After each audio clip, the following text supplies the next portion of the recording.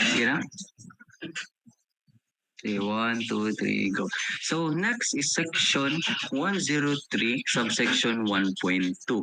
So in this section is when the administrative authority issued the permit, he shall endorse in writing or stamp the plans and specification.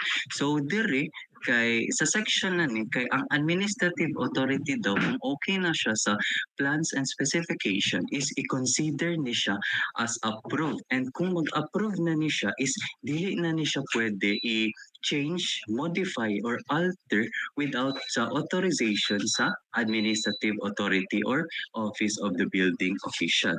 And also daw ang tanan daw na works shall be done in accordance with approved plans and specification. So next is section 103, subsection 1.3. So in this section daw, kay the administrative authority may issue a partial permit for the construction of a large or complicated na plumbing system. So same ni siya sa other nga course code na, for example katong National Building Code, kay pwede daw maghatag ang administrative authority o partial na permit if ang imo ang project na or ang proposed work nimo is sobra kadako. So naay part dira na hatagan siya og permit, dito nga part lang hatagan og permit para ipatuloy ang trabaho. Tapos dire kay naa siya yung mga consequences, or not consequences, like mga so naa siya mga consequences like dapat mga responsible ang applicant sa mga possible na risk if sa dili pa na human ang iya ang permit. Tapos next is ang if na kay partial na permit, dili siya assurance or dili siya guarantee na makakuha ka og final na permit. So taga ay tan-awon gyapon na nila ang tibuok nga building og system sa plumbing system nimo na if okay ba siya na makakuha og final na permit. So next slide please. So next is section 103 point 2 or retention of plan. So di ba kaganina kay gipakuha ta og copies for our approved na plan specification. Tapos kare diri nga section is ang one set gani sa approved plans na copy and specification kay i-retain ni siya sa administrative authority. Ang duwa ana kay i-return sa atoa or sa applicant or and owner, and ang one set ana kay i-keep nimo sa job site at all times while the work is in progress. So next is ang validity of permit, section 103.3. So the issuance of permit of or approval of plans and specification shall not be constituted as a permit to violate any provision of this plumbing code or of any other applicable nga ordinances. So diri daw in this section kay even ang permit nimo is issued based on the submitted plans, if naay mga errors if naay errors na nakita sa imo ang plans and specification, ang administrative authority kay dili siya prevented na i-correct do ang imo ang mga errors sa imong mga plans and specification. And also ang administrative authority kay naa siya power na i-stop ang imo ang ongoing na plumbing installation if na imong work kay naay na found nga violative siya or maka-harm siya sa other nga people. So mao na siyang validity of permit. So next slide please.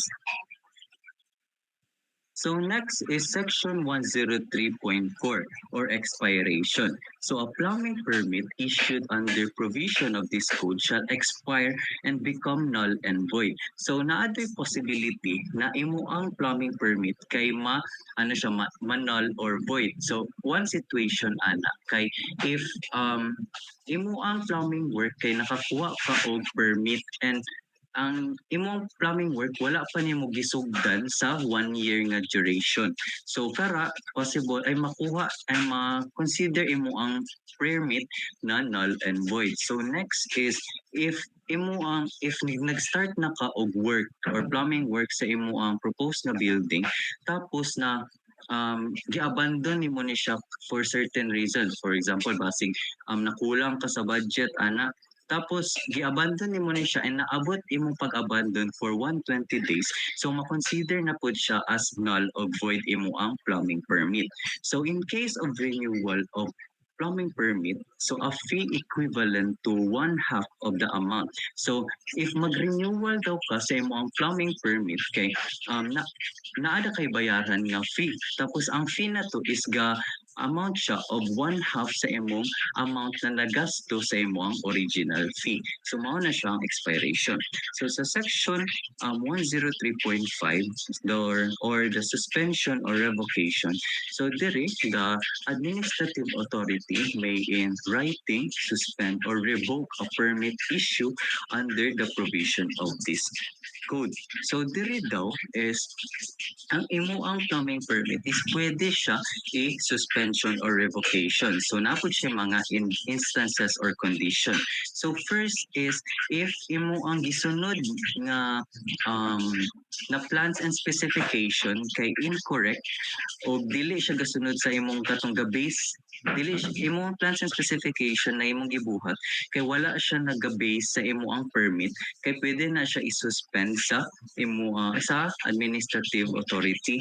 And also if ang imo ang gihimo nga plumbing work kay wala siya ga-confirm or wala siya gasunod sa provision of the plumbing code kay pwede po gyapon na siya i-suspend or revocate sa ni administrative authority. So mao na siya. So next slide please. So next is section 104. So application for existing plumbing system. So first is the section 104.1, addition, alteration, or repair. So it may be made to any existing plumbing system provided the addition, alteration, or repair works conform to the requirement for a new plumbing system. So diri daw nga section is naman gid mga instances na mag-add ta, mag-alterate or mag-repair ta sa mga plumbing system sa ato ang mga occupancy. Tapos dire if mag-add ka, mag-alterate o mag-repair, dapat patong imo ang new installation kay ga-follow gyapon or ga-confirm gyapon siya sa provision of the plumbing code. And also dapat imong addition alteration shall not affect or negative effect sa imo ang whole na plumbing system kay possible na magiging unsafe siya, maging unsanitary o overloaded siya after sa imong addition. So next is section 104.2. So changes in building occupancy. So plumbing system which is part of any building or structure undergoing a change in the use or occupancy. So na po yung mga instances nga gusto nato i-change ang building na occupancy sa isa ka building. So for example, ang residential kay himuon nimo og restaurant. So kung kara ang case is dapat kung i-change nimo siya is dapat ga-follow gyapon siya sa code sa or ga-confirm gyapon siya sa provision of the code and possible nga i-improve nimo ang imong plumbing system. So for example, sa katong residential to restaurant. So since ang restaurant gani kay mas complicated ang plumbing system o mas dapat gina-take siya serious or strict ang plumbing system. So kailangan dapat siya i-improve kay for example sa restaurant siya magbara because of the foods. So hassle na siya sa plumbing na tube mga anak. So next slide please. So next is section 104.3 or maintenance. So in this section gani kay all the plumbing system mga materials na gigamit both existing and new and all parts shall be maintained in proper nga operating condition. All devices or safeguard required by this code shall be maintained in conformance with the existing code edition at the time the plumbing system was installed. And ang ang responsible ana sa iyang maintenance sa plumbing system is ang owner. So next is section 104.2. So move buildings.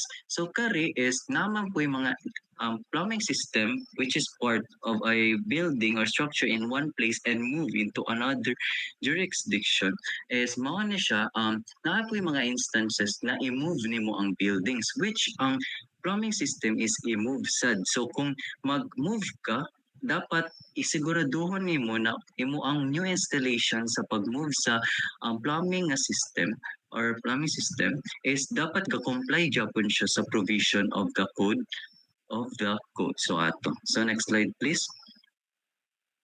So next is section 106 or connection for approval or connection approval I mean. So first is section 106.1. So permanent connection. So in this section is that no person shall install connection to any water supply line, sewer or storm drain system as required by this code and for which other application and permits are also required from other agencies before approval by the administrative authority. So ang ang ginapasabot ani kay dili ka pwede magsugod og sumpay sa imo ang tubo at didto sa main line sa water sa gobyerno hantud dili kumpleto imo ang mga requirements or mga plans and specification para sa permit nagikan sa building official building official. So ato siya sa diri nga section. So next section is section 106.2. So temporary connection. So diri administrative authority will endorse to other authorities or government agencies the issuance of temporary connection of the plumbing equipment to the supply main, sewer main, power line, and gas main for the purpose of testing the equipment. So diri is a temporary connection is kung imo ang plumbing installation is physically complete na, ang building official kay mag-endorse sila og connection para sa imo ang plumbing nga equipment. So mag-connect sila og maghatag sila mag-endorse sila og connection sa water para i-test nimo if imo ang supply may imo ang plumbing work or imo ang proposed work nga sa tubo or work nimo sa tubo kay okay lang siya og under siya og well. So mao na siya para ma-check sad nila kung okay ba ni. So that is all for the chapter 1 and that is all for my report. Thank you.